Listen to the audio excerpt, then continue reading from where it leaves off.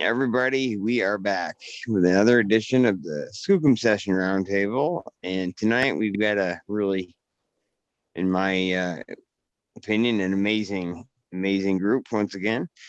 Of course, my partner in crime and brother from another mother, Mr. Gary Spikes Jr. How are you? Well, should I word that different? How is the mood right now? We'll leave all the outside stuff outside. Okay. I'm doing fairly good for the show. Let's just put it. Well, good to have you anyway, buddy. And again this week, we had the honor of being joined by Mr. Patrick Vaugn, good friend, great researcher, great man, knows his stuff. How you doing, Patrick? I'm doing well. Just the weather's been a little crazy around here. Yeah. I hope I get straightened around quick for you, bud. But it's good. It's good to have you. Good to have you back, Patrick. Thanks for coming on. And thank you. Glad to be back. What's that, bud? I said thank you. Glad to be back. And for the first time, I think this is for his first time on the Skookum Session, we have good friend, good researcher, great guy once again, Mr. Pat Turner. Pat, what's going on, my man? Hey, what's up, Jeremiah? What's up, guys? Hey, everybody. Good to be here. I've recently watched the past few, roundtables, and they were great. I loved them. I got sucked in, and so I'm happy to be here and actually just be a part of it, man. Like I'm a fan. We're glad to have you, man. And right back at you, man. Back at you. So yeah, thanks for having me, man. Appreciate it. Absolutely. And somewhere on here, I don't have a full view, but we've got the honor of being joined again by Mr. Gary Spikes Sr. Mr. Spikes, how are you, sir? I'm doing great, Jeremiah. Glad to be here, and thank you for allowing me to come on.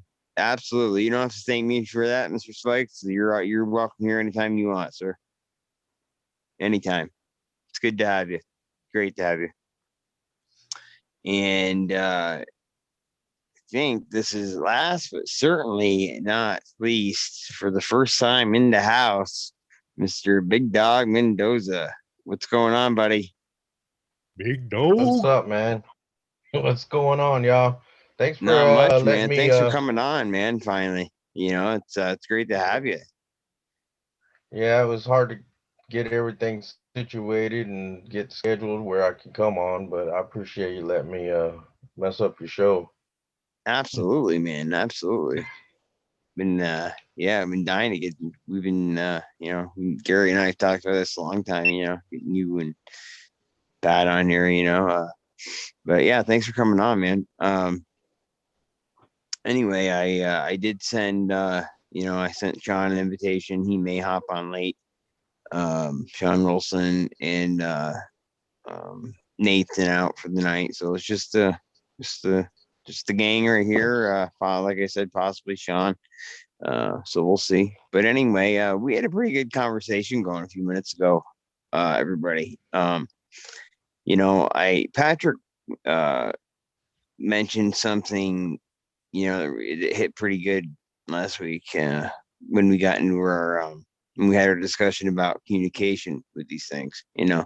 I've been dealing with a group for some years now on the land, and and I never thought about it in this perspective, but like you said, Patrick, you probably worry better than I can about the areas.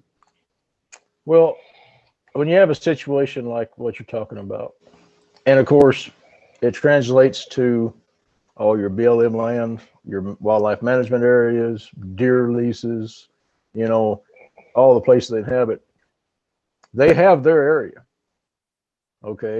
their home area that is void of man, that has a barrier between man's entrance into the wilderness or woods they're in, and on elevation. That's their area. And then you have your area, which is your home, house, whatever you live in. And then everything else in between those points are shared areas. Okay. They pay attention and they time you and they pattern you. All right. They know what happens at what time of year, when hunting season, when the increase of hunters come in the woods, when they see people carrying fishing poles, people coming in riding ATVs, joyriding. They pay attention and they time you and pattern you through the seasons and through the day and the times and the days that people are there most of the time. And they use that information to stay out of your way in the shared areas. Sure, and that makes perfect sense now. I mean, no, I never put that together before, but it makes perfect sense. What I think is, the neutral area you're talking about is, we have a natural artesian spring, and we can, we go down and light up the campfire, sit around, and they'll come in, and check things out, and like you said, that's the neutral spot. Now, let me ask you a question and get your opinion. When we moved away for a while down in North Carolina for a couple of years, and it seemed like they had a little bit, I don't want to say trouble, a little bit of frustration trying to get adjusted to us again. Is that common, Patrick? Well, yeah, y'all left. You're gone. Yeah. You're the pressure of their concern. Their major concern is what your presence means to their survival. Right. So with you there, that's an open-ended book of issues that they can contend with. But when you leave, then hey, hallelujah, these guys are gone. It's all to ourselves, and then you come back. Right. Okay. So yeah, there could be the noisy neighbors are back. Yeah. So everything they do makes perfect common sense if you quit looking at it from your side and see it from theirs. Okay, you put yourself out in the woods trying to survive, and you cannot be seen because people will try to kill you. Okay, you have to avoid people. You have to adapt and use your greatest strengths against the human's weakness. And your strength is you can see them a lot further off than they can see you. Most people can't track nowadays. Most people don't track. They go into an area, they sit in a box, and they look at something that slings little yellow pebbles out that deer eat. Okay. So, they use what they know about you against you. Which, I guess that makes sense, that they would do that, anyone else have any thoughts side to that? Pat Turner, I know you added some good stuff to that a few minutes ago. If you care to add to it once again. Yeah, we had in that conversation we had gotten in a different direction, but yeah, sure. I mean, it makes perfect sense to me, and I don't doubt for a minute that it's a good observation or even a hypothesis. That, I mean, whatever distance between us and them, if you remove us from the equation for a certain amount of time, they'll sort of fill that void. I mean, why not? It's habitat to be in when people aren't around. Sure. So the bigger, better habitat they have, the better for them, obviously. Sure. More berries to eat, or deer to kill, or portals to go through, whatever they do, right? Right. Whatever. Yeah. Yeah. And as long as we're not around, because it's very clear at this point, I think it's almost certain, that they don't really want to have much to do with us, if anything, other than give us a little appearance on the trail and go, hey, get out of here, dude, now. Right. Like that seems to be the pretty much what they do to interact with us. Like, you need to go. So yeah, I mean, the bigger their habitat is, the better it is for them as a species, which would be any species. Like bear, elk, wolves, coyotes. Even though coyotes live among us, like more than all bears and coyotes, they live among us pretty well, actually. Sasquatch, I mean, they almost have to have their own remote area to retreat to. I'm in full agreement with that as far as like that has to be a thing that's happening. Is that they have to have some place to retreat to ultimately. If they're any kind of like hominid primate, like higher intelligent like us, even though they're walking around, they don't wear clothes, they probably don't build fires. We don't really know. We could get into that later if you guys want, but they have to have a safe place, and of course we've encroached on that over the years. But I say that there's still plenty of remote areas for them to exist in, and so what kind of population are we dealing with? That's really becomes the question at that point. And that is a very, very good question. And I know I've thought about it several times. I know I could probably speak for the rest of you as well. How many times have we thought about how many of these things are out there? I know basically it's a lot of speculation, but just for the hell of it, it's those numbers out there. I mean, let's go around and throw numbers out. Yeah. Sure. Are you, big dog? How many Bigfoots are around? North America wise. Well, there's a lot of undiscovered areas. Well, there's a lot of open areas for them to run around. So, man, that's hard to say. I mean, get a roundabout, but I'm sure there's plenty. I mean, there's enough room for them to just stay away from us. I mean, because it's probably less stressful when we're not around. Yeah. But I mean, they probably come check us out and get a little, entertainment, and then they sometimes they leave food around. They Yogi Berry your camp sometimes and get some easy food. Or I hear people talking about them digging in trash. And people out in New Mexico talk about them, running around, going through the outhouses. So, there's a lot of people out there still with no electricity and, still living sort of primitive. And, they say they just basically just put the blankets over their head and they can hear them walking around outside, messing around in the trash and stuff like that. So, but there's got to be a bunch of them. I wouldn't say millions, but right. Just for where you're at, this particular state you're in, would you say hundreds or thousands? Probably thousands. Yeah. Probably. Oh wow. Okay.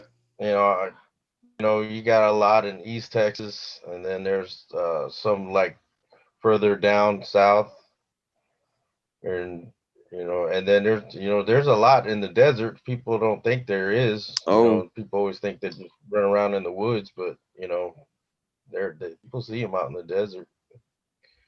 So a lot of people lots of them. Overlook that, the desert aspect of it, but they're there. That's for sure. Yeah. All right, cool. I wouldn't say enough, man. High thousands. Yeah, I would say low thousands, maybe. Yeah.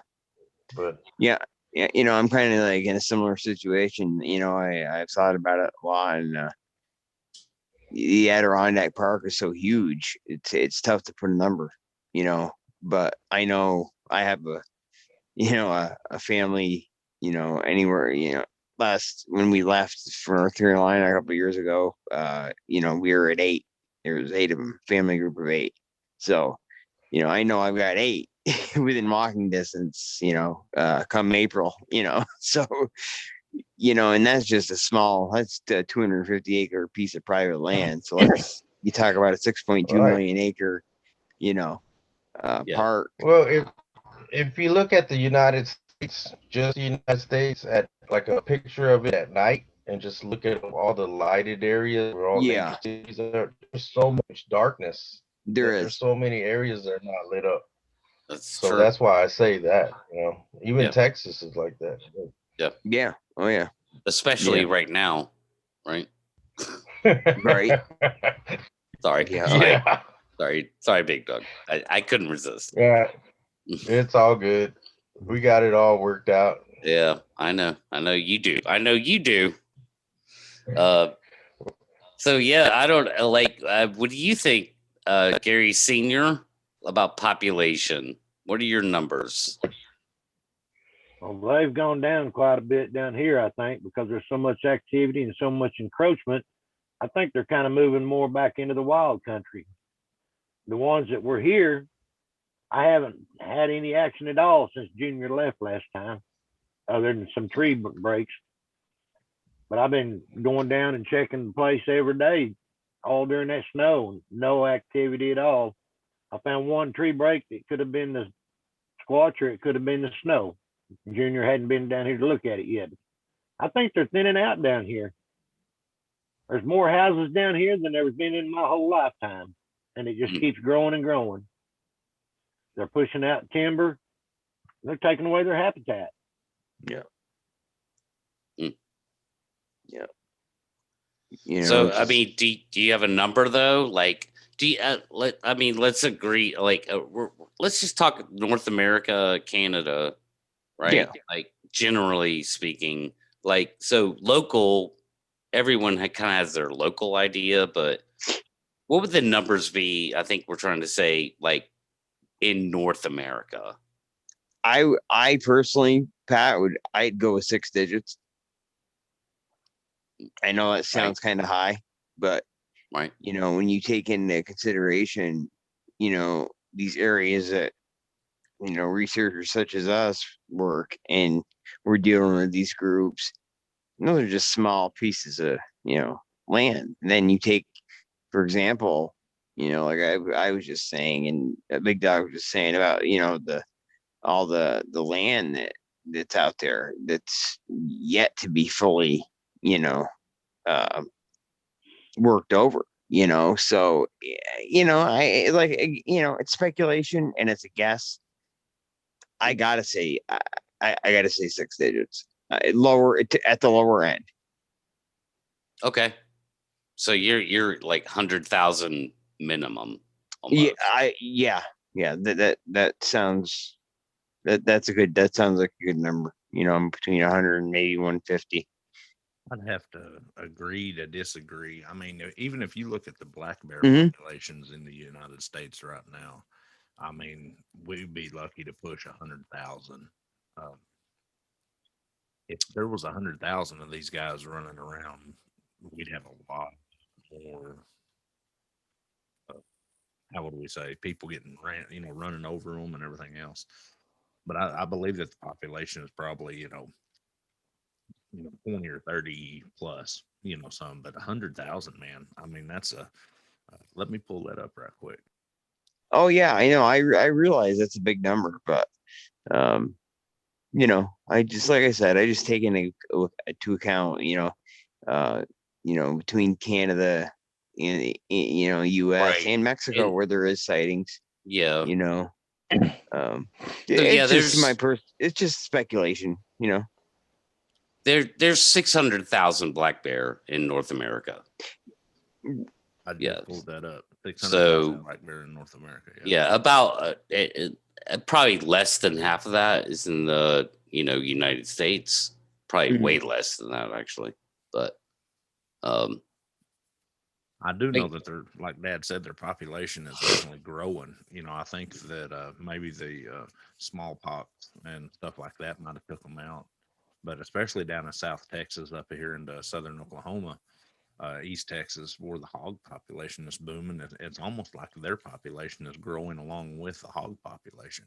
And if we were to look at it at a natural state, you know, whenever the prey animals population grows, the predator Right. Yeah. grows accordingly. If there's more food, more safety, you know, they'll get population and get a lot bigger. Just worried about when they You know, close down they- all the Whataburgers, then me and Big Dog shit out of luck. Oh, don't even play like that, man. You know, a great thing to bring into this, Patrick, you said it earlier. It's on, everything is on their terms. Well, You know, I said that. Well, he I had think we it both- right. I think we He both said said it, it. Patrick. Yeah. So But Patrick understands that, I'm sure. you're right. Right. I apologize. That's okay. No problem. It's before we went on air. Yeah. Right. But do you know what I'm getting at? You know, like, you know, if everything's on their terms, it kind of ties into this whole little numbers game we're throwing out there, you know? well, from my primitive survival studies in lowland swamps, uplands, mountains, desert survival, you know, your resources for calories and you know, everything that a bee needs to survive varies greatly. Right. So there's you can't really drop a blanket so many per mile, except for in a small area that has the same habitat. So, you know, the desert can have, you know, so many per square mile, but a swamp may have more. And if I had to put a number on it, I'd say between 65 and 75,000. Okay. That's North America and Canada. Oh wow. Okay. And you know, that's actually kind of where I'm at. Like, you just hit my ballpark. I was going to make it a little bit bigger and say 50 to 100. Like, so give myself a bigger window to work with. Right.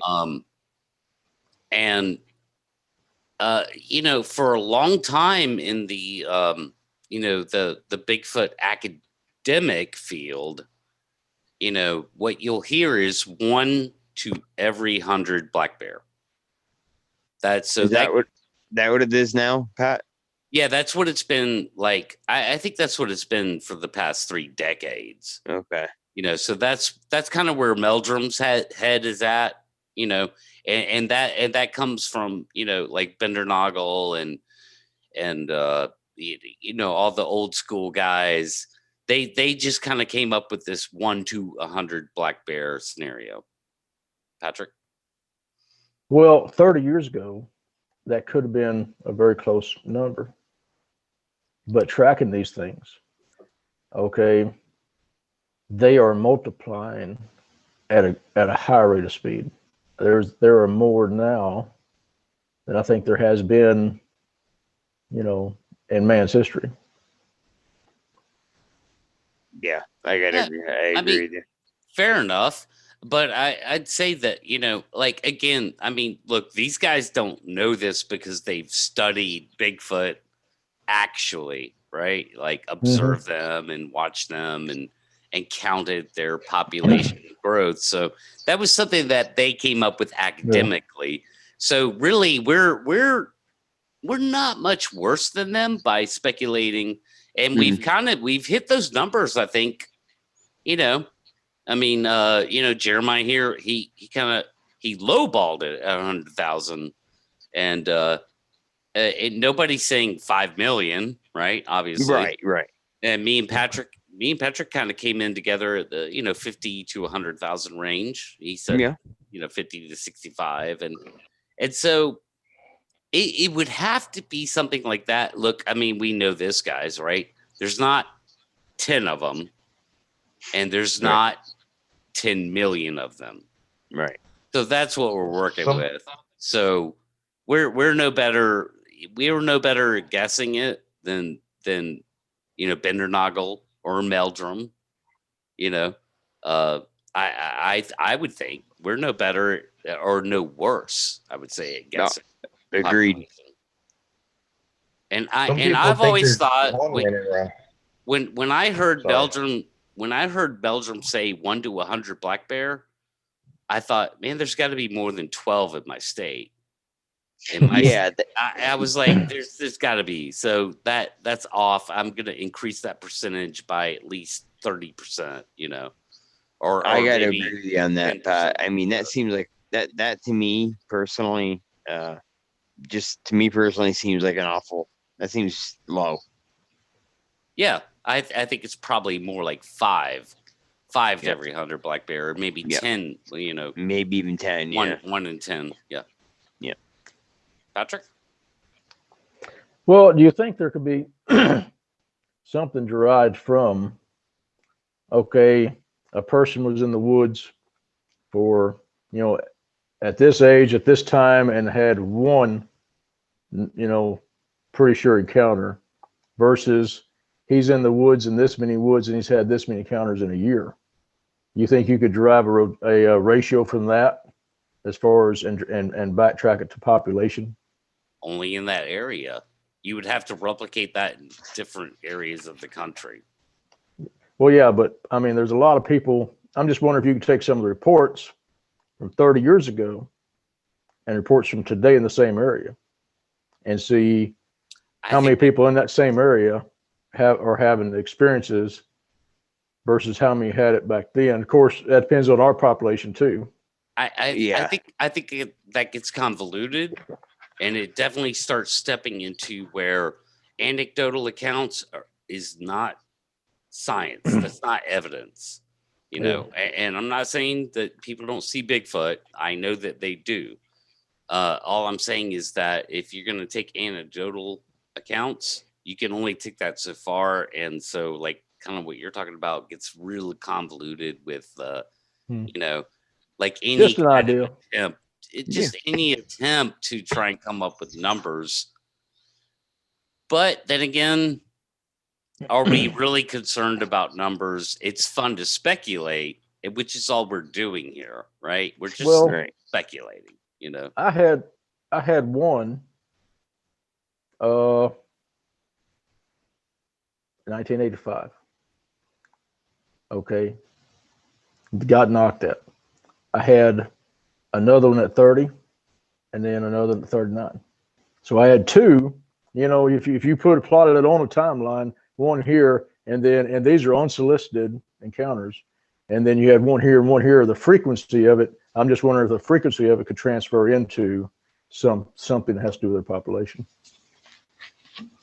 Yeah, again, I think that would become a very convoluted conversation. I would love to explore what you're talking about scientifically, but I don't have the time to start sitting around crunching. Well, I mean, if someone could attach, some theoretical mathematics to it, I'm sure an equation could be derived, even though if it's just for fun. Yeah. Yeah. Or Mr. Senior, you got something? Senior. Yeah. I got a question for Patrick. Go on. Patrick, you've been studying that family for quite a few years now, haven't you? Mm-hmm. How often do you think they have young? I think they reproduce about every 2 to 3 years. Okay. I've heard several different stories, and I was wondering, I mean, you could kind of use that to figure out how many you've got, but there's no way of accurately doing it. Like you said, we're just having fun guessing.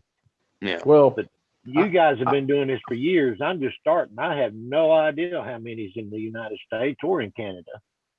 Well, I'm just going off of tracking and the sign that I find and the timing that I find it.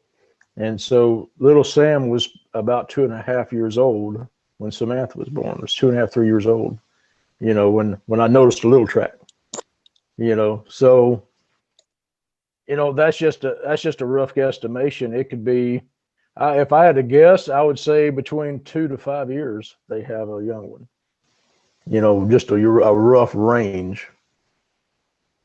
Well, it's an idea. That's what I was looking for. Yeah. Because it's been 3 years since I heard the 3 out here, and I was just kind of curious if maybe they've got another young one by now. Well, you Go know, in tracking. with your property. I'm waiting on Junior to get down here. With your property, Dad. You know, we was in the beginning, you know, from way back in the day, you know, when I had my first encounter down there back in 2015, we kind of thought that maybe it was seasonal, you know, that they was coming in there because we was having escalations of activity in October and November, and then it would get quiet, you know, December, January, and February. But we're finding out that this year has been kind of a little bit of a difference. But I truly believe that we, with them pushing the dozer, you know, dozing the lumber, the trees out to the north, I think that's going to directly influence the activity that we have there. And it's kind of disheartening for me. You know, it's one of them deals that we had a pretty active area, and we're going to go down. I'll be down there. Matter of fact, I'll be down there Saturday morning. We're going to go down and look at the trees and see, you know, kind of what's going on there. But we got a few little things going on there. But I would not even in a social or a survival, you know, standing, think that a group would hunker down on just say 80 acres and stay there. They're going to have to range just to, you know, consume, or they're going to deplete the resources in that area. So, you know, I think that they could be farther back, you know, like Dad, like we was talking about, back to the east, you know, over by the ponds and stuff. But I you know, that with the population, right? Here's another question for y'all. What do y'all think that the average range of these guys are? Well, I know these range back to the east 3 or 4 miles at least, if not farther. And which, you know, that entails if you go east of here 3 to 4 miles, you're talking thousands of acres timberland. Yeah. Full of wild hogs and deers. And like he said, they just come in here kind of seasonally. But I'm afraid, like him, that all this activity is going on now is going to slow them down. And I'm like him. It's just it's bothering me real bad because I like them here. I walked down there the other day during that big snow. I told them flat out if they could hear me, they were welcome to come up on my place anytime they wanted to. He don't think that until he sees one looking in his window at him, and then he's on to think totally different. There ain't no telling how many times they've looked in my windows of a night. You just haven't noticed it yet. That's what I said. We'll find out. You come down here camping, you'll stir them up. Like I said, I'll be there this weekend. We'll see. I don't know what it is about when I come down there. They just want to, they get mad. Well, you know, I mean, you look like a juvenile Squatch, Gary. So you ain't talking about me, I'm sure. Mm-hmm. saying. But, you know, I've always wondered, you know, of course, and, you know, it's just like with any other animal, the range would differentiate depending on the terrain, that, you know, what resources they have in that terrain. In the swamps, they're probably not going to range as far as they would, you know, in the desert or in the Pacific Northwest. You know, everybody talks about the Pacific Northwest, about how abundant of life it is. It's not. You got to travel. You get down in a swamp and get down in East Country down here, I could literally stop it. You could drop me off at the farm and I could survive all year long in a 3-mile radius without having to kill a thing. In between dog food and all the farms and the ranches and gardens and people's freezers that they leave out on their backyard, you know, in a survival sense. So it's actually easier. And, you know, everybody thinks about the Pacific Northwest as the prime habitat for Sasquatch. It's easier down here. Patrick? What do y'all think about these issues that people are moving off their land because of pushback by these things? You know, people that are in, like, say, Jeremiah's situation, but it's not peaceful.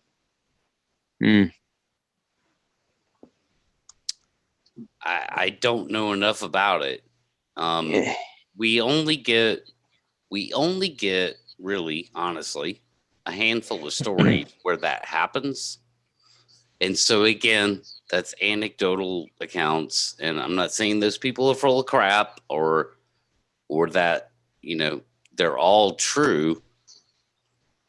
You don't actually hear a whole lot of that. It always comes across, you know, publicly in the public realm right here, you know, on the internet as a spooky story, a scary story. So I have no idea. I mean, I'm sure that that could happen. It probably should happen, you know. Yeah, yeah. But Well, I'm asking that because go ahead. I'm asking that because, you know, I know someone who was getting pushback in their area, you know, and who was having stuff thrown at them, you know, who was having, you know, the side of their trailer slapped, you know. I mean, you know, where is the boundary on that? Is, I guess, you know, how far will that go, or will they back off? You know, it's more of That's a tough one. That's a tough one. Yeah. Yeah. Yeah, and there's always you know, like you said, when it's not peaceful, they've got a reason for it not being peaceful, you know.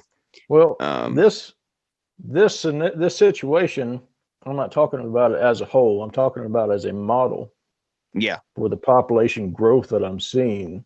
Mm-hmm. Okay, and the resources that both our species are competing for, and we don't even admit or acknowledge they exist, but yet they know all about us. Right.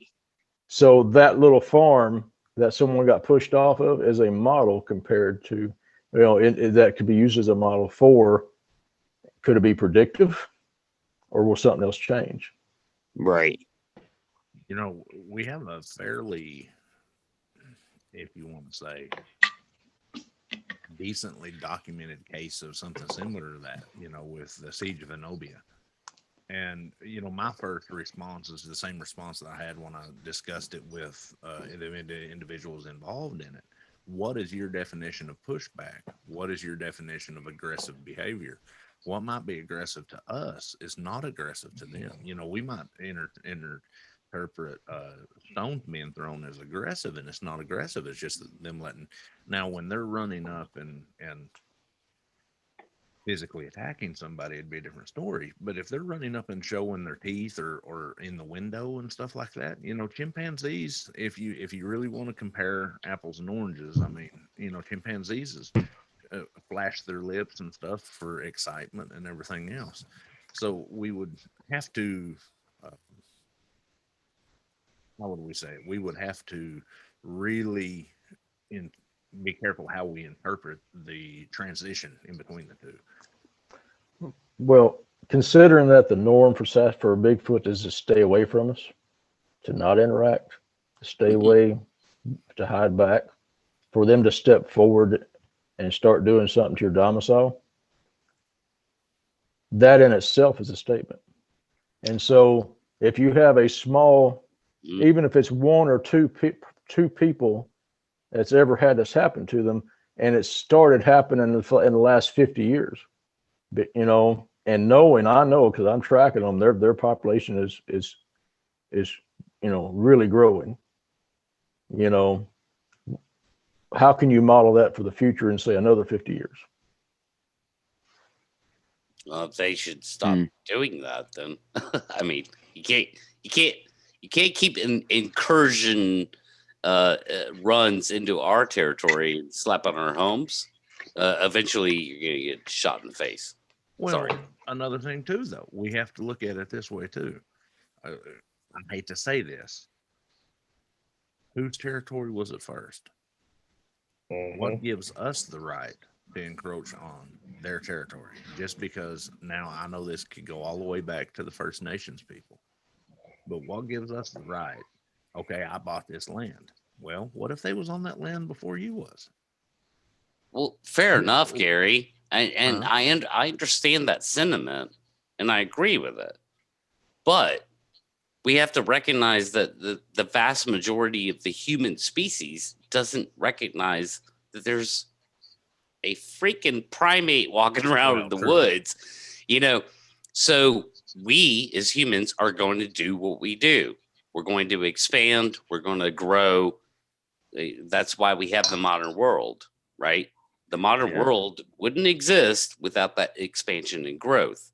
So we're going to do what we're going to do. So if 99.9% of the people in this modern world we live in don't know that there's a undiscovered primate right next to them, relatively speaking, right? Well, of course that's the way that's going to go down. Well, you know? let me throw devil's advocate at you. Okay. Me and you've had this discussion, but maybe that might be the reasoning. I love how Patrick puts it, that they are avoiding us because they've seen that in the past. But could that also be the reasoning that the for the lack of better terms, the whole cover up issue is because they know that they are avoiding us, but as time goes, that we are going to encroach, and that's the reason we're having the enlightenment that we are now. That it's not as taboo as it used to be. We are going to get to the stage. I totally agree with Patrick that we are going to get to the stage where we are competing with these guys for natural resources. We already are. We've destroyed every other species on the planet. We're destroying them daily. Here's the problem. They're 3 levels above us when it comes to when they start fighting back. It's going to get interesting. I don't want to be part of it. But man, you're opening a can of worms there. I know. Yeah, like, oh my God. I mean, discussion. Yeah, let's start it. Yeah, let's start at the encroachment level. Like we're already past the encroachment level. Okay. I've got a family of Squatch living on a small area and still producing young. They have to move out of that area into rural communities and live behind rural communities, taking out strays or, whatever they can. Okay. Now, here's how I kind of thought about it the other day. And I don't know if I should throw it out there, but if you put 50 men and 1 Sasquatch in a coliseum, how many men will make it out? I don't think any, personally. A fully mature, full-grown male Sasquatch. depends on weapons. Do they have weapons? Yeah, I was gonna say it depends on what they're carrying. True. Well, to be fair about that answer, they can have what they carry every day. So if someone has a pocket knife they carry every day, that's what they have. Yeah, there you go. If someone has if you have 50 people in there and 3 of them have a concealed carry license, they can have a weapon. It's what they have in there every day is what they're going to be stuck with. Okay. Well, I would say, from my point of view, statistically, the way you just put it, Patrick, the Sasquatch is long. It has no chance. No chance. You really think so? So bad? Oh yeah, against modern day human beings, randomly carrying whatever they carry every day. Like, no way. It's not about whether Sasquatch makes it out alive or not. It's about how many men would make it out alive. Yeah. Okay. Oh, okay. Well then, geez, I don't know. 10 people might die. 15 people might die. Like, I don't know. I mean, that's hyper speculation.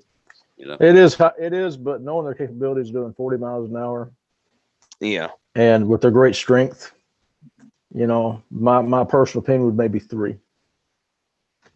Yeah, I'm with you. I don't think many are going to make it out alive. You talking really about a don't. team of like special ops guys? I'm talking about everybody lives around you. I 50 don't know, people dude. live around you. I disagree because we have some precedent that the short-faced bear used to live in North America when human beings were in North America with primitive weapons. Yeah. And guess what's not here anymore? The short-faced bear. Well, because of the numbers. But I will tell you this. I hate to say it, but honestly, tactically, if we can say that correctly, say that 3 times fast. To be tactically tactical, I would not want to put my old team up against a family of these guys. Maybe we might take out 1 or 2, even with the equipment we had and the training we had. I don't, guys, people don't understand. Yeah. This thing that I seen, and y'all seen me do it before. You see my 2 fingers on that can? That's your head. Yeah. I mean, you know, and the way they run and the way they move, it would take every bit of technology we have. I agree. It's unreal. And that's we probably shouldn't be having this specific discussion because none of us are here to say, hey, let's go freaking kill a bunch of Sasquatch, right? You know, no. But truth be told, I could put, 10 AC-130 gunships in the air, and 50 Predator drones, and I could take out a giant chunk of the Sasquatch population right then and there, no problem. But we're not doing that. We're not doing that. So, well, I wanted to clarify that this is not an exercise in discussing violence. This is more of bringing forth, the capabilities, and it's all this is attached to the model farm you're discussing about, this model farm being used as a predictive tool to 50 years from now with their population explosions of a possible issue that they could have with us, and we don't even know they're real, and a warning of just what kind of capabilities they really would have against mankind. It's very speculative. it is, but that's a double-edged sword. Because Yes, it is. If you're gonna go population explosion, then you're getting into the possibility that a hunter with a 30-06 will shoot one dead in the head, drag it into town, and now we know about him. So once we know about him, then what? That's a whole different discussion. I think that's the prime. I think that's the prime factor that we need to factor in here. Once these, just like here in Oklahoma with the whole hunting season, which has been kind of buried, I haven't heard nothing about it. Once these things are recognized as a species, here's the whole deal. Once they're recognized as a species, the rules change. Like, we've got states right now that has laws that says that you can kill one because they supposedly don't exist. But once they are recognized as a species, then they're going to have to go in and evaluate, are they primate? Are they hominid? What are they? What are they? Yeah. And then render that information for how to deal with them. And I think honestly that in a, how would we say, society sense, I think they're a little bit afraid to do that because it goes against everything that we've been taught since Charles Darwin. I hate to put it that way. Once these things are recognized as a species, the whole, like Pat said, and that's going to open up a pendulum, both ends actually, from 2 different directions. That's going to open up a pendulum effect that's going to drastically change. Look what the spotted owl did to the logging industry in Oregon and Washington a few years back. What's this going to do to everything? Not just the state parks, not just the national parks, the logging industry, the oil industry. 90% of our oil is coming from, they're talking about them right now. The Keystone Pipeline is going right across the national park. We're digging for oil in national parks in Alaska. What's this going to do to the society in general? I mean, when people realize, the general populace realizes that there's a 10-foot tall bipedal hominid with 5-foot shoulders in the woods, they're going to freak the hell out. Well, the other way this could go also, and there's going to be 2 sides of this aisle screaming. One side of the aisle is we must protect them and save all the woods and set it aside for them. And the other side of the aisle is going to be, when can we buy tags to get one? Absolutely. Yeah, exactly. You know, You got to be a badass hunter to go get one of those. Yeah. I don't want to try it. No. Well- Carry a 380 every day with 7 rounds in it, and there's no way I would pull it on one of those fellas.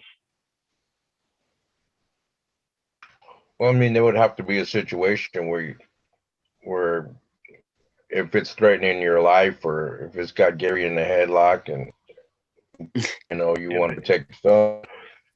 Let me tell you I something. wouldn't do it Hopefully- then. This 380 wouldn't stop it.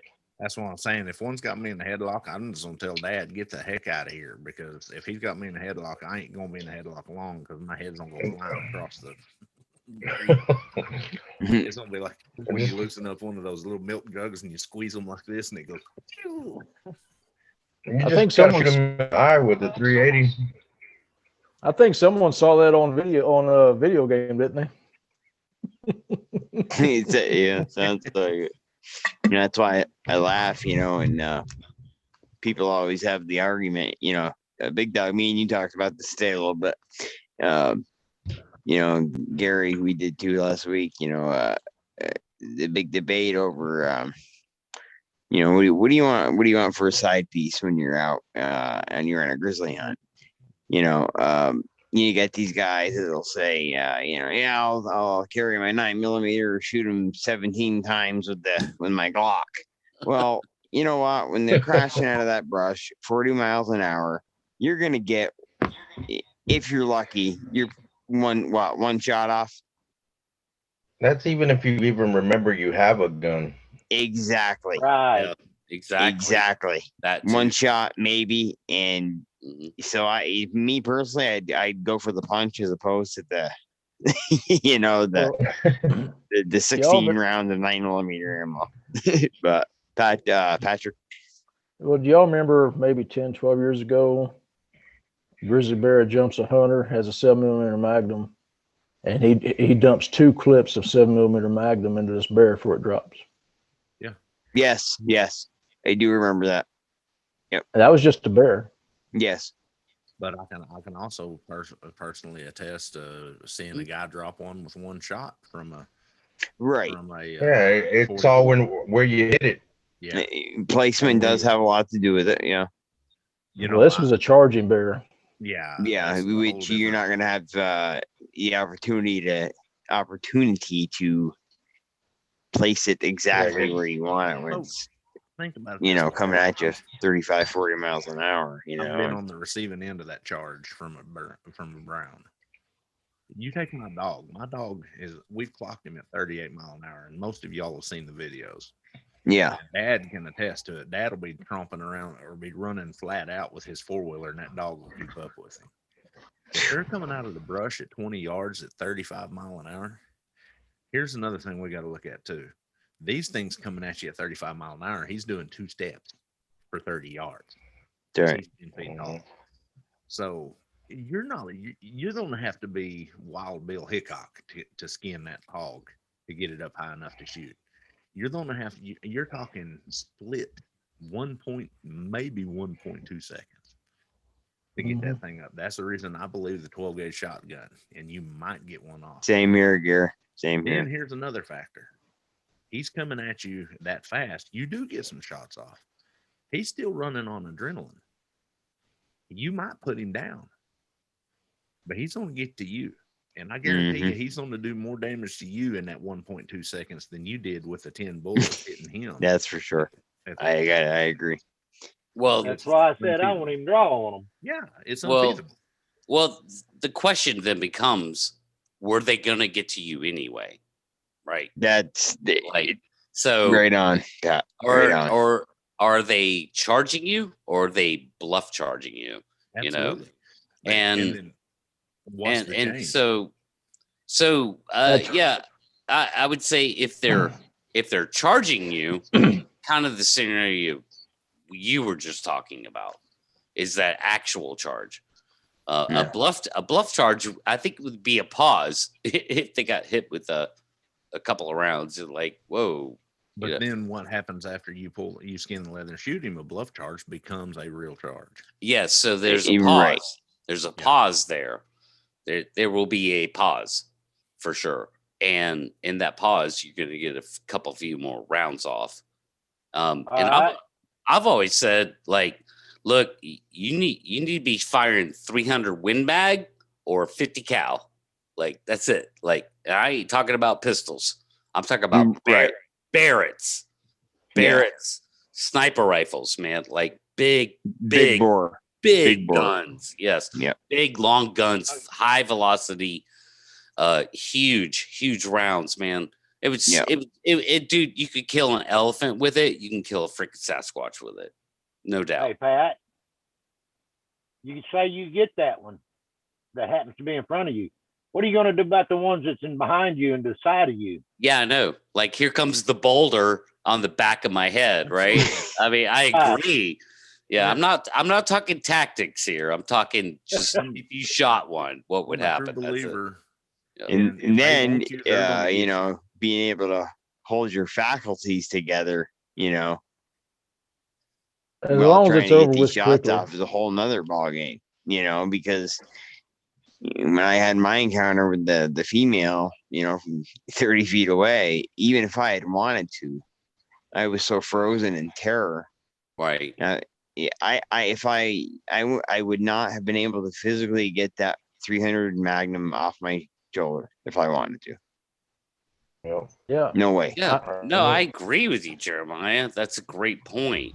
And I'm not trying to belittle all the minutia that you and I and Gary and Patrick and Gary and Big Dog understand the minutia of, man, when you see these things, you're lucky to not piss your pants, much less pull Yeah. out your cell phone. And the last thing you're thinking is, I'm going to pull this badass gun out and kill it. Right. No, obviously, almost nobody does that. There's probably been anomalies at distance where that could happen. But yeah, they're standing 20 feet in front of you, man. You are not, you're not doing anything except just taking it all in. That's it. Yeah. Yeah. I'm gonna be brutally blunt with Exactly. all of you, and all of you know this. Big Dog, let's hear Batman. some thoughts on this from you. Well, Batman. Gary Well, was Oh, I'm sorry, Batman. Gary did it. I didn't Yeah. mean to interrupt you, man. Go ahead, Gary. That way you don't lose that train of thought. Yeah, Batman. sorry about that, man. Decorated. My dad's sitting right there. He knows. He lived through it with me. Trained, one of the best.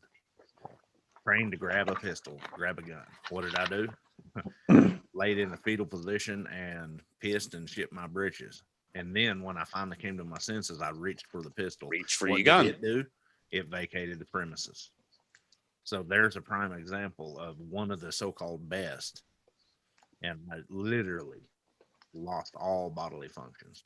When I laugh at people, there are guys out there that's a lot better than me. And they don't have to be in the military. There's there's hunting guides out there that have that mentality better than me. But when you're seeing one face to face, but I don't care who you are, what you think you are. You don't Right. know what you're going to do I until agree. you're in that situation. I Yeah. agree. I agree, dude. Which is why we can never like have this mentality. The hunting community, you know, this mentality that the hunting community would just go look for them and try and kill them. We all know the outcome of that. Mm-hmm. Dead people. Dead people. Yep. Dead people. Like Absolutely. And so, you know, what do we do actually? Like, what do we do if there is discovery? Like, I struggle with this myself because, you know, you guys know, and I won't get into it. It's a different show, but if I could prove, if there's a way to prove these things are out there, Mhm. without dragging one into town, and then all of a sudden the world knows, oh wow, maybe Sasquatch is real, and like it's a moral, ethical thing to me. It's like, do I actually really want to prove that? Because do I want to send 100,000 idiots out into the woods that don't know what they're doing? They're going to get themselves killed, Right. you know? Hey, And Pat, kill other people in the process, accidents and all that and good Yeah. stuff that comes with it. Yeah. hey, Patrick. Pat, Well, hey, true. hey, Pat, Yeah. what's it going to take when you get your drone? If you would, what's it going to take for you to arm it with some darts, chase one down and dart it, and to hit chase on the drone and let it chase it till it falls? I mean, Okay, there's a lot of factors there. Number one, who the hell do I find to like change the way the drone is to shoot darts? And number two, like, what tranquilizer would it take to take one down? And where would I find tranquilizer? Like, dude, I've never tranquilized anything in my life. I don't know anything about tranquilizers. well, it's Just just a, some NyQuil. it's just a, it's just a trank. It's just a trank gun with a remote servo. Okay, some kind of sighting system. Lots of practice, I'm sure, and I'm sure you can get with a big vet and figure out a dosage. Something that put a buffalo down. A formula. But what are we talking Mhm. here? What are we talking? 800 pound?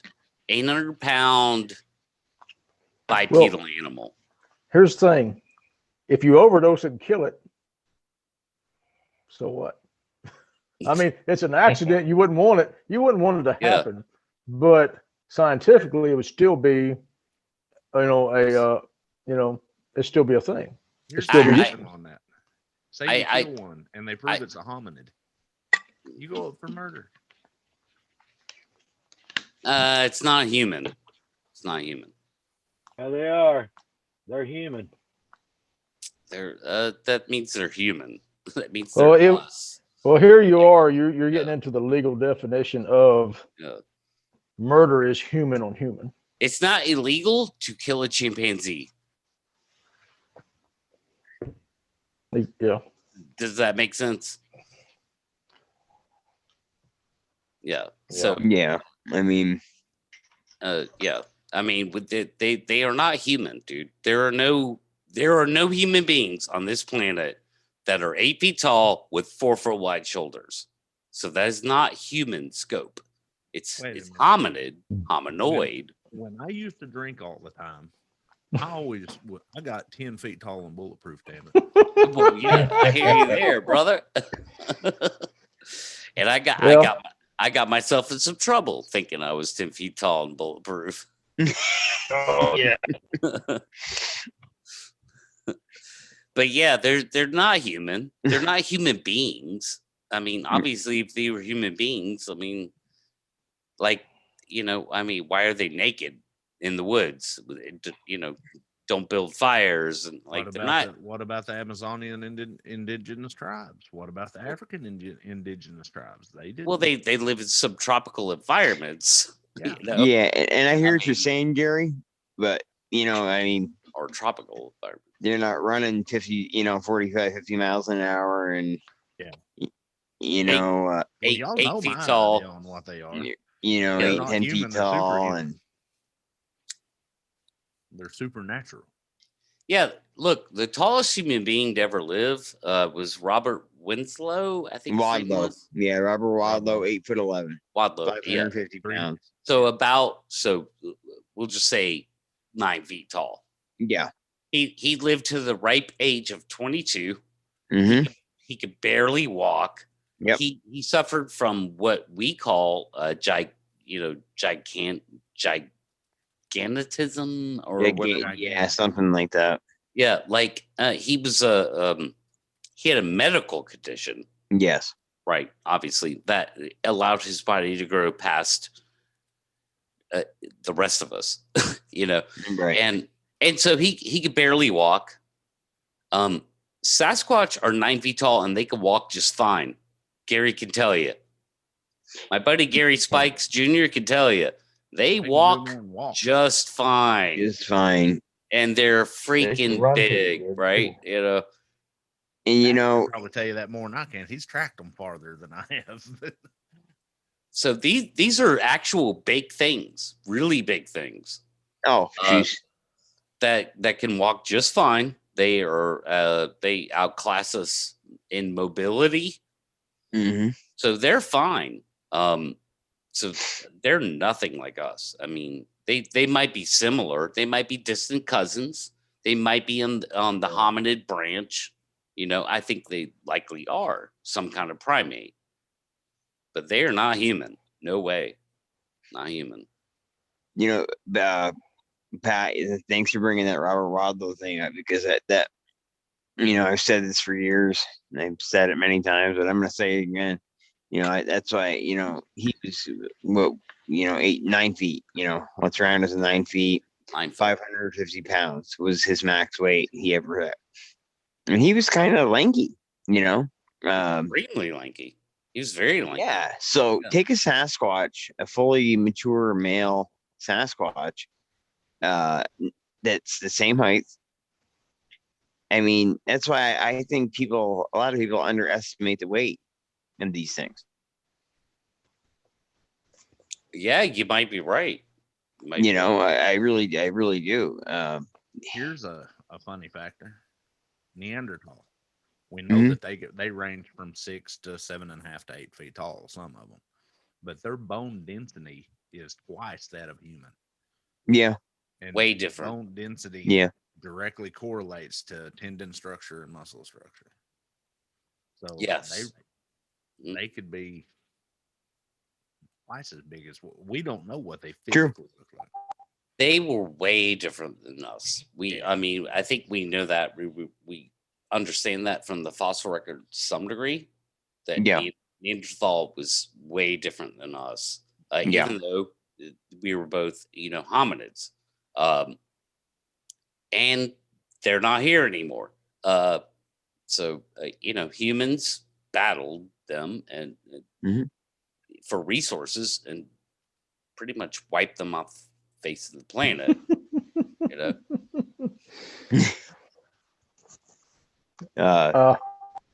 That's okay. I'm not gonna throw it out there. Change your mind. Senior, I know you had something you wanted to say. Yeah, Pat brought up that guy. Well, there's a man in Oklahoma City that was almost 8 foot tall. Mm-hmm. Yeah, he was lanky, but he was so big that he had to take the back seat out of the front seat out of his vehicles and drive from the back seat. Right. He lived to be in his upper 50s. Well, how tall was Big Gary? Big Gary was almost 7 foot tall and 500 plus pounds. Well, when he died, he was 550, but he had got up to 800 pounds, and he lost weight down to 550. But he was right at 7 foot tall. I'm telling you, the guy grabbed me playing around whiz wrestling. We used to haul hay and watermelons together. He grabbed me by the arms like this and lifted me off the ground and held me up. He could sling a watermelon farther than I was kind of classified him as a Sasquatch. But. Yeah. The problem you get into with human beings or anything, any creature, is something called square cube law, which is the bigger you make them, the harder it is for them to function, essentially. There's something going on with the anatomy of a Sasquatch. Obviously, if they're 8 feet tall, 4 foot wide shoulders, they're just big things. We are not big. We are not big things. No, we are 6 foot, 2.5 foot wide shoulders. So therefore, when we get bigger than we're supposed to be, obviously, that's just an anomaly. So just because there's one of us, like Andre the Giant, who would be considered a smaller Sasquatch, actually, right? And you know that, Jeremiah, you know about Andre. And I know Gary does too. He was a huge guy. I mean, massive. His hands were that big, literally. Like they were so big. He flipped over a car one night, man. Yeah. Like that guy, he was strong, he was big, but that guy's an anomaly. And he's considered below average Sasquatch proportion. Right. Right. So, like, obviously, we're dealing with something like, on average, bigger than Andre the Giant. Yeah. Yeah. Fair enough. Yeah. And even if you even bone structure wise, even circulatory, they'd have to have a bigger, everything would have to be bigger. And that would explain why the face was so much bigger and everything that I seen the eyes. I mean, even, Big Dog, even the one you seen, you said when you seen its arm was just massive compared to, and you're a big guy like I am. The hand was huge too. Yeah. I mean, so you're looking at, and I think what Dad was trying to say when he says that they're a people, I think he was thinking more on the sociological and the mental aspect of it because of the little quirks that we're seeing, happen down there. I don't think that. Yeah, the intelligence. Well, Yeah, they're a separate also species. think about how many people send in DNA and come back human. I mean, even if they didn't, touch it or whatever, and it comes back either human or unknown. I mean, they're probably pretty close to us as far as DNA. I mean, in my opinion. Well, it should be, but then again, we're pretty close to chimpanzee, and we're Right. variantly different. 99.8% Yep. close to chimpanzee, and look at the differences there. Yeah. We can't go by the DNA side of it because they could be totally, obnoxiously different than we are and still have the same, the DNA structure. Yeah, we are the most separated I'll say animal on this planet. The most separated thing that we are from this planet is the octopus, and that is a 75% match to us. Wow. So, I had no idea. Yeah, and so you look at an octopus, it's a billion% different than we are. Their capabilities are amazing compared to us in that environment. But yet 75% match. Wow. Yeah. So you get into variances. Like I have my little 2 chihuahuas. It's only a 1% difference between them and a wolf. 1 to 2, right? A little tiny 10-pound chihuahua. 2% a genetic difference to a wolf, and they look 100 times different. So I mean that we're obviously we're talking about genetics and the diversity and how genetics works, and these things are they are what they are. I think they're a flesh and blood thing that is branched off the hominid tree. That's what I think. I think that's at least a good starting point, Yeah, I agree. I mean, otherwise, what can we do?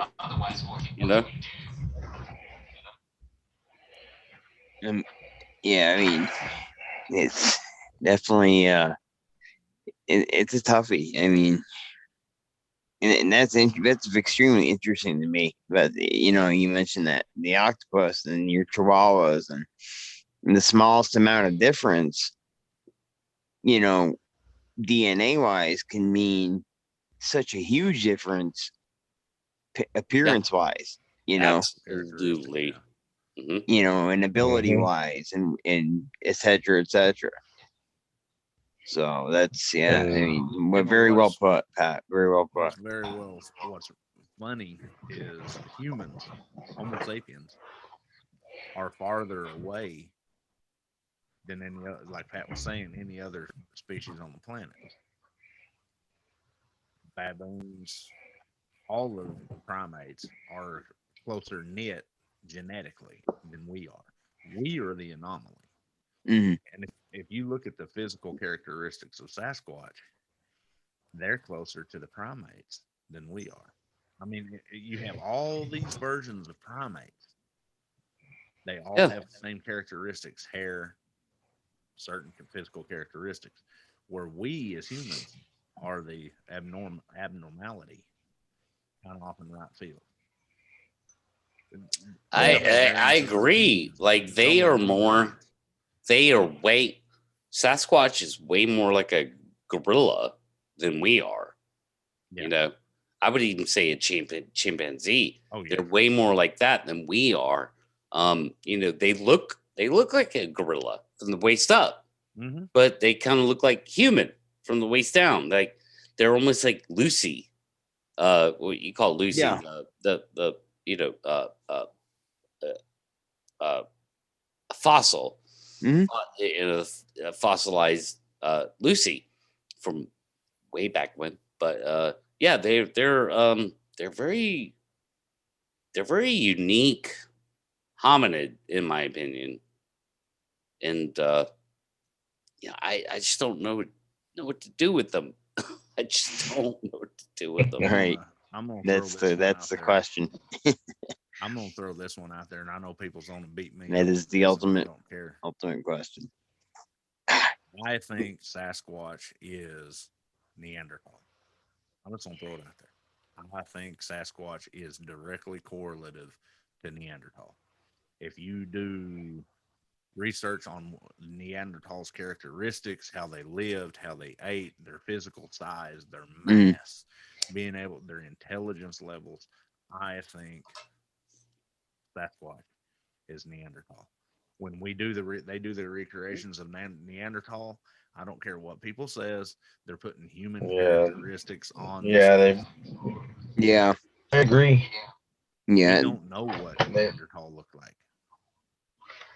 Same when they do it with Years the I've been saying that, Junior. Hypergensis and Right. A lot of the Denisowa, and yeah. they do. You can't deny the resemblance. You know. Well, even the characteristics, like, you know, me and Dad was talking a while back about, you know, how they hunted. You know, they would hunt with, they'd throw stones and throw spears and stuff like that. And I believe that these guys are probably possible to do it. They just don't need to. The way they move, and we all know that Neanderthal was more of a cold climate creature. You know, it was mainly across the European and Eurasia, and that would explain how they got over here. They came across the land bridge. I mean, to me personally, I think that, and even the First Nations, even their legends even talk of that, of the giants and stuff like that. I think it's Neanderthal, and I think it's somehow they've come down. You know, they've stayed at it. I mean, you got to think it'd be easier now to survive now than it was in the Ice Age. So if they had a clan, for sure, or a breeding population that made it through the Ice Age, and if you look at the numbers in the time period, it would make sense that they would start breeding their numbers back up over a period of time. You know, if you started out with, and it doesn't have to be, it could be a separate variant of Neanderthal. It would have to be. I mean, yeah. I mean, what people say is hair covered. Yeah. Which what we know of Neanderthal is actually not. Like they were hair covered in the way sort of humans were. You know what I mean? They weren't. They're not thought to be hairy covered. Right. You know, hominids. I've never heard that. I've watched Lloyd R. Pye's, documentaries and read, but I've never heard where they've said that they was not hair covered. Well, I guess, Gary, to be fair, there's no way to know. Right. I would just say the scientific consensus, now would say like they were more like us. Yeah, from what I've read, Pat, I've read similar things that the hair covered in more of the way that we are. But like you guys said, how do we really know? But yeah, I mean, especially when you talk about hair covered, when we talk about Sasquatch, which is that they're like hairy. They're like not like primitive man or anything like that. I mean, Patrick Vaugn will say, and he will, it's like I shined that damn light as much as I could on in the finely soft skin. So, what say you, Patrick? They're definitely a hominid. Their origin definitely way back there. And you have to understand that it's kind of like duck hunting in Louisiana. But the ducks you see down here were smart. Okay, they weren't dumb. Okay, natural selection picks out any not just dumb being, but insufficient design. Okay, if you have something that's less hair on it and it's dying out, and the ones that are born with just a little more hair are making it, okay, natural selection can cause that. What I do not understand is how come I shined a light on that thing and it didn't show up, the hair did not reflect. How come it didn't reflect? Now, there's all kinds of different types of hair in the natural world. I can accept that mind-blowing revelation, that mind-blowing event of shining a light on one that doesn't reflect light. I can accept that because I know about polar bears. Yes. So yeah, natural selection, time. I'm not sure where that special ability of the hair comes from or how it could be derived in the natural world. But if you really look at the camouflage of cats, the lion's mane, the lion did not decide just one day to grow a mane. Right. Okay, it was by design, for camouflage. So I think what decided that also decided this hair's not going to refract light. See that I just posted? Mm-hmm. Oh, yeah. Now, Patrick, you've had a Class A. Big Dog, you've had a Class A. This is a 6'3" tall Neanderthal. Everybody's seen Patty. Look at the size of the skull and the eye sockets. Look at the length of the arms, the length of the femurs compared to the lower hocks of the legs. Yeah, and the width of the hips. The width of the shoulders. Yeah. Can you zoom in on the skull? Huh? Can you zoom in on the skull? It might let me.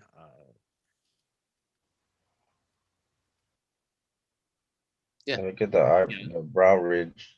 Yeah, and this is a Neanderthal skeleton. Look how wide and flat the mouth is. That's one of the first. Look at that rib cage. Yeah. How that rib cage comes out, and people describe it as a barrel. Yep. I mean, I'm definitely not an expert, but I have seen one up close. And what they say about these is the bone density in the structure is twice the density of a human. So even it has to be. So the mass that would be allotted for that. I just and like he said, I love how Pat put it. We was talking about how it could be even over 30, 40. Look at how much we've evolved since the beginning. So we don't know what direction these guys could have evolved in. They could have started out like this and evolved into what we have now. Because we've changed a lot in 40,000 years, 50,000 years. But I mean, honestly, if you look at the feet, if you can see my deal down here, look at the metatarsals, the length of the metatarsals compared to the tarsals. To biomechanically, this is very close to what I say. The head's different from me. Once again, we'd have genetic variances too, though. And this thing is 70,000 years old. It might even be older than that. The one to me that seems... Oh, sorry. I didn't mean to interrupt. Go ahead. I was gonna say, people when they describe the head or the face or whatever, you hear all kinds of different Yeah. descriptions of what people seen. I mean, not everybody sees Patty, with Right. the Yeah. sagittal crest. People Well, see more you're of a the rounded Neanderthal. head. Look at every other species on the planet, including humans, the genetic variances. Me and Patrick Vaugn ain't twin brothers. We might be brothers from another mother, but we ain't twin brothers. I'm a hell of a lot sexier than Patrick is. Oh, I thought we were twins, man. God. Now I'm disappointed. See what I you don't know. did, Gary. I didn't mean to start up another discussion, but to me, I mean, in everything that I'm leaning towards, with learning from Patrick and learning from Pat and all you guys, I'm leaning towards that they're a descendant of Neanderthal. I I definitely think believe. there's a. Oh, I was gonna say, I think there's a YouTube video on talking about exactly the same thing. How instead of making it human, they made it more ape-like, and it looked like a Sasquatch. I think And that it was was a like a Neanderthal theory. Yeah. Well, I think definitely think. something like that. Yeah. Well, I definitely think the link between Neanderthal and Bigfoot is a whole lot closer than Bigfoot is to us. Definitely. Yeah. I'd have to agree. And the one they discovered in 2012 was the one that really, Homo naledi, however you pronounce it. That to me, it, that hits me harder. I don't know how, closely they are or whatever, but to me, that's from what I've seen from all these ancient hominids, that's the one that really catches my attention when it comes to the possible relationship with the target species. Well, they had a theory, and I'm not sure y'all might have heard the conclusion if they drew one, but judging by the hands and the feet of that 2012 of all those bodies down in there, Yeah. what they hauled out, they projected a theory that it was the environment that these beings were in that caused them to be different than all the others. So perhaps the Okay. environment caused the the feet to evolve a little different, the hands to evolve a little different. And I'm not sure if that would make perfect sense. I mean, look at even the Yeah. variances in the target species as we know. The Pacific Northwest, they seem to be bigger and more mass. You get farther south, they're lankier. Look at humans. I mean, if you think over time, as our brains developed and we started using tools, our muscle structure has dropped. Our hands are changing and our feet are changing as we speak. If you look at my feet compared to my dad's feet, literally his little toe hits the ground more than mine does. Mm-hmm. We have manipulated our feet. Our feet are getting similar, smaller because we bind them with shoes. We talked about that over and over, and I'm not gonna get into that because me and Patrick can go hours on the toe Right. structure. But that would make sense, So if these things needed to grow hair to protect them per se, they would grow hair over a period of time. If they was relying on darkness, their eyes would change over time. Yes. If they started, and we all think that they do hang around in caves, then their eyes would change for that, and their olfactory system. This thing's nostrils was humongous. I believe that their olfactory system's far better than ours. I think we stink to them. they stink to me. If we ran around naked like them, we would be covered with hair. Yeah. Yeah. Eventually. Yeah. Oh yeah. I mean, You're absolutely right. And some look of at a us domestic. are. Some of us are covered in hair. Yeah. And it just makes sense. And I mean, that's the beauty of the whole subject for me is that And that's the reason I love discussions like this, that, you know, we all come from a different background. We all have our own theories, but we don't argue about it. We just discuss it. But the perfection that the creator has made these things so perfect. I mean, look at a pig. I mean, a domesticated pig you put out in the, in the woods, and it doesn't take too long for it to start to, evolve for its environment. Dad can vouch for this one. A pig in 90 days, their tusks will grow 2 to 3 They'll inches. grow tusks. And they'll get that ridge across their back, won't they, Dad? Yep. Turn a tame pig loose, and it'll become feral within 90 days. Yep. Well, even when they're domesticated, that might have been you just mentioned, Gary. But you have to cut the. Haven't had experience with hogs, but it depends you have to on trim the breed. Trim them anyway, don't you? No, it depends on the breed. I used to raise hogs when Gary was little. I raised hogs, and none of mine ever had the big tusks, so I never had to trim them. But like I said, it does depend on the breed. Some of your Asiatic hogs, European pigs, you have to trim theirs. Especially the black boars, they would grow. But another thing too is that you see a lot, as raising hogs, they're always chewing on their troughs, they're always chewing on the fence, and that's part of it. Well, in the wild, they don't have that much metal to chew on. And something Dad brought up to me as a young kid, a hog can swim. They're actually closer akin to a hippopotamus than they are anything else, and they can swim better than most people can. Well, I've heard about that.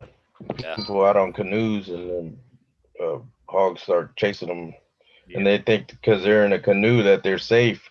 Then these bad boys start getting in the water, start coming after them. You better get to paddling. Right. Yeah, if you're ever out in the woods and a wild pig gets after you, don't think you'll be safe in the middle of the pond, because you won't be. Nope. They will come get you. Well, they can't fight though. They can't fight in the water. Yeah, oh yeah. If you ever get a bite on you, you're done. Yeah, they're like a dog. Give you a good chomp. Yeah. I don't know. I Their think teeth are sharp. I think they can hold their. I think can I hold can their take a breath hog. underwater longer than you can. I think They'll bite you and drag you under in the middle of a pond. Like that wouldn't be too hard. A standard hog's bite force 5,000 pounds per square inch. Ouch. If I'm reading it, and they can hold their breath. He'll be chewing on me with a 17-inch razor blade stuck out of him. Yeah, I mean, through their skull, or they'd probably get shot 10 minutes earlier before that whole encounter. But yeah, they run fast too, so it'll be like a squatch coming at you. Yeah, they're fast. Yeah, 4 legs, and they're strong. People do not understand. People do not understand. Let me tell you, people equate pigs being fat. They're not. They are lean, strong animals. Like very strong animals. Myself. That was the hippopotamus. It's like white-tailed deer. People don't realize how, a white-tailed buck will kill you dead in a doornail. Oh yeah. Yeah. People don't realize this stuff. No. Pat, where would you shoot a charging hog? A charging hog? I would shoot it at the explosive charge I had set out in front of me. But yeah, I mean, I would aim. I always aim for the head, like no matter what. Like I'm a headshot guy. So no matter what the animal is, bear, hog, coyote. I've seen 30-30s bounce off the top of a pig's head. Yeah, me too, Gary. Aim for his throat. Yep. That's what I start to say. You aim from between the eyes, and he's going to keep right on coming, because you're not going to stop him. It'll just ricochet off. That skull is the second hardest skull. It is. I agree. I know what you're talking about, and so is their hide. their hide is too. Yeah. Well, But I'm pretty confident I can take down a hog.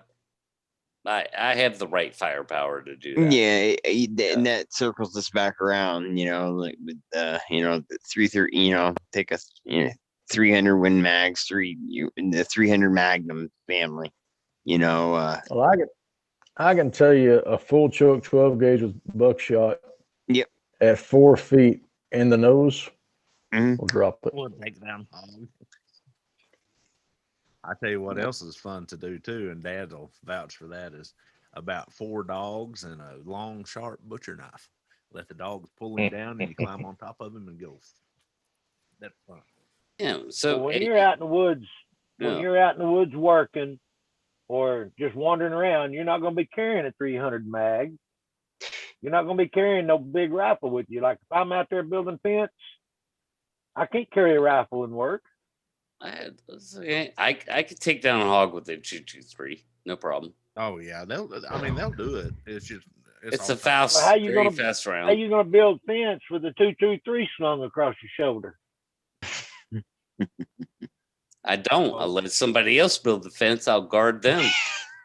That's my job, and I'm out in the woods by myself. There ain't nobody out there to guard me. Folks, I apologize. I've got to jump off of Well, here. guys, Unless we wanna leave listen, it I think I'd like to pick this up next week because I think we had a pretty good discussion rolling. Yeah, pretty good. And As always. what are your thoughts on that?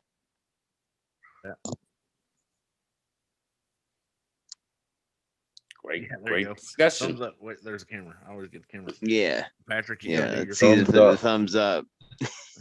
Thumbs up. So, No, but yeah, I thought that I enjoyed myself to that, guys, and thanks a lot for coming on.